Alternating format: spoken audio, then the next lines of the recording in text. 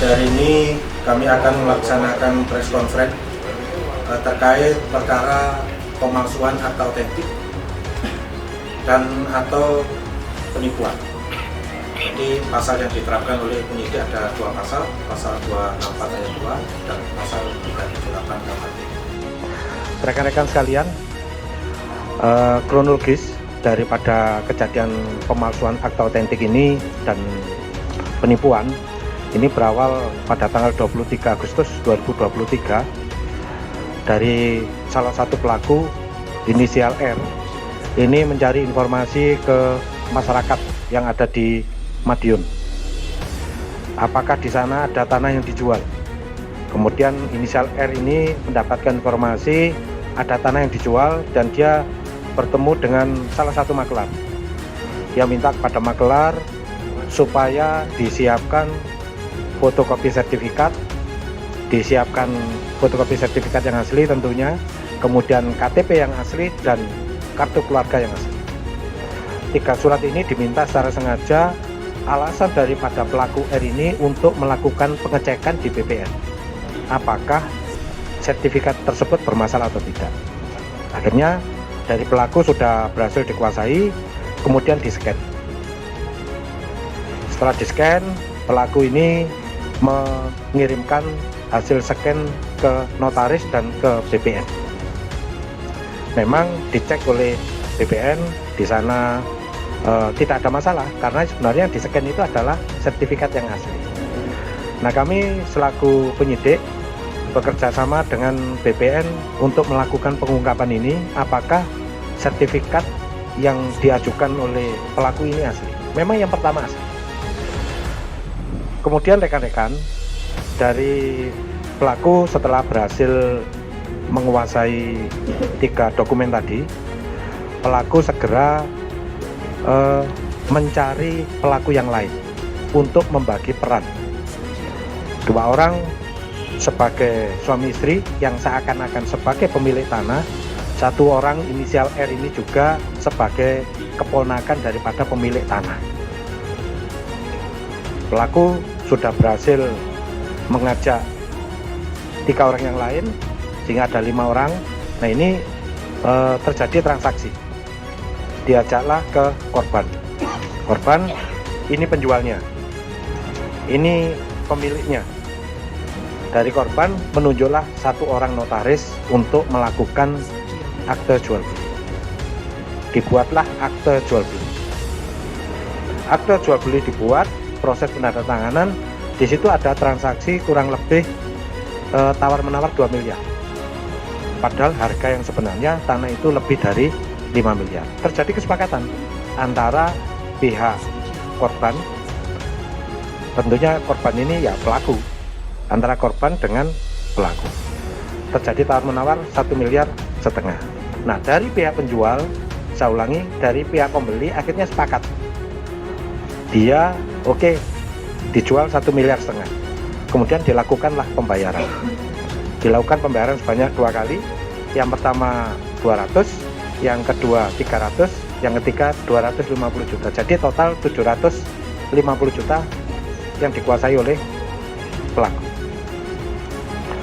Sertifikat yang asli, saya ulangi, sertifikat yang palsu oleh pelaku ini dipesankan melalui media sosial. Mohon maaf enggak saya sebutkan karena kami belum melakukan pengungkapan secara tuntas. Ini di luar kota. Yang ada di Indonesia, dia pesan sertifikat kemudian dikirimlah ke pelaku, kemudian dibawalah ke notaris. Sampai ke notaris, sertifikat yang di-scan pertama itu yang asli, yang dibawa yang kedua pada saat transaksi jual beli itu yang palsu. Oleh notaris atau PPAT dibawalah ke BPN. Dari BPN menjelaskan bahwa ini adalah palsu. Kami bekerja sama dengan BPN mendapatkan surat keterangan bahwa sertifikat yang dilakukan pengecekan oleh PPAT ini adalah palsu. Kami tim daripada penyidik Resmob ini segera melakukan pengungkapan terhadap pelaku. Pelaku berhasil berkumpul di suatu tempat di notaris. Nah, kita berhasil mengamankan seluruh pelaku. Nah, rekan-rekan sekalian, ini pasal yang diterapkan oleh penyidik adalah pasal 264 ayat 2 KUHP dan atau pasal 378 KUHP. Adapun ancaman hukuman terkait dengan pemalsuan akta otentik ini maksimal 8 tahun dan penipuan maksimal 4 tahun. Jadi rekan-rekan, modus operandi yang dilakukan oleh pelaku ini adalah melakukan pemalsuan terhadap akta otentik berupa sertifikat.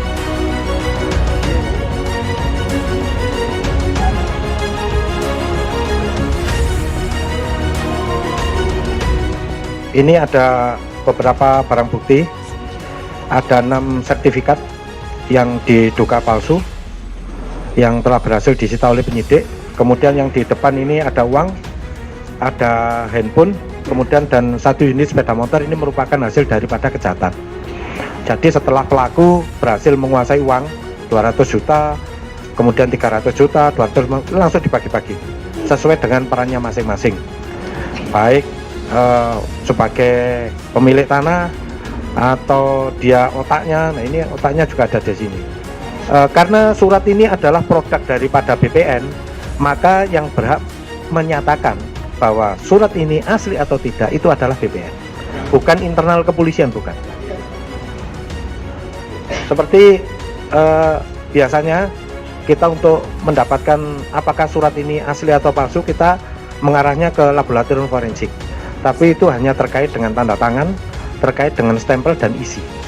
Tapi khusus untuk sertifikat SHM yang punya hak untuk menerbitkan apakah ini asli atau tidak, palsu atau tidak, ini adalah dari pihak BPN. Nah, BPN tidak mengatakan bahwa ini palsu, tapi ini bukan produk daripada BPN. Yang artinya di situ adalah palsu, bukan produk dari BPN. Yang pertama, kami melakukan pengecekan data spasial dan tekstual yang sertifikat dipegang oleh masyarakat dengan yang ada data di kantor pertanahan. Ternyata itu menunjukkan ada ketidaksamaan yang mengindikasikan bahwa itu bukan merupakan produk dari kantor pertanahan. Seperti itu. Ya, data-datanya itu seperti tanda tangan, penulisan, pengisian, itu semua menunjukkan ada perbedaan yang tidak sama. Jadi harapan kami begini dari BPN, kami menyampaikan kepada seluruh masyarakat untuk tidak dengan sengaja atau sengaja menyerahkan fotokopi sertifikat kepada siapapun yang tidak bertanggung jawab, termasuk data-data kependudukan, kartu keluarga. Karena dari data fotokopi tersebut itu nanti itu yang bisa dijadikan kejadian seperti ini menjadi palsu. Karena data awal itu kan diminta fotokopi sertifikat asli, KTP asli, kartu keluarga asli. Jadi kami sangat mengharapkan masyarakat untuk tidak menyerahkan sembarangan kepada siapapun, karena itu akan menjadi akan dijadikan nanti oleh jaringan mafia tanah menjadi sertifikat palsu. Seperti itu harapan kami. Dan terakhir, saya ingin menyampaikan dan mengapresiasi kinerja dari teman-teman kepolisian, khususnya Polres Magetan, yang bekerja secara cepat, berkolaborasi dan bersinergi dengan kami dari kantor pertanahan Magetan, Kota Madiun, dan Kabupaten, bisa mengungkap jaringan pemalsu sertifikat tersebut.